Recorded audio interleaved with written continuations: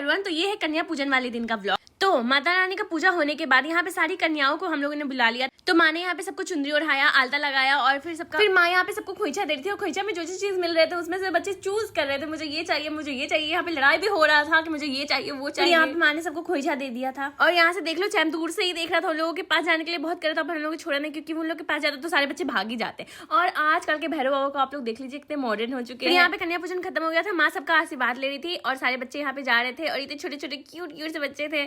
फिर हम लोग आ गए थे मेला घूमने। गाइस, अगर सब मेला देखने जाएंगे तो मेला खत्म होने के बाद कौन देखने जाएगा? अब समझ में आ रहा है कौन देखने जाएगा। हम जाते हैं। मेरे भाई की मस्ती तो देखो।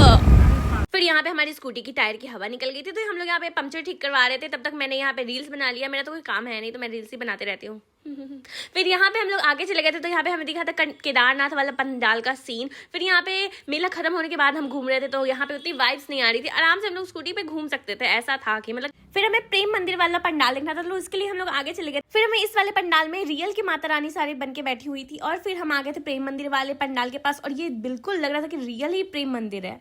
फिर हम चले गए थे डाक बंगला, जहाँ पे आज तो बहुत कम भीड़ था। यहाँ पे स्कूटी जाने दे रहा था, वरना यहाँ गाड़ी वाड़ी चलना सब कुछ बंद हो जाता है। फिर हम आ गए थे सिटी सेंट्रल, यहाँ के स्टारबक्स की कॉफी पी। और मैं हर बार दुर्गा पूजा में ही स्टारबक्स चली जाती हूँ। ओ भी ये चमचमुआ सा ड्रेस पहन दिया, ये फाड़ने के लिए कैंची दिया ही नहीं, बताओ इनकी काहे दिया? साक्षी को मर्डर करने।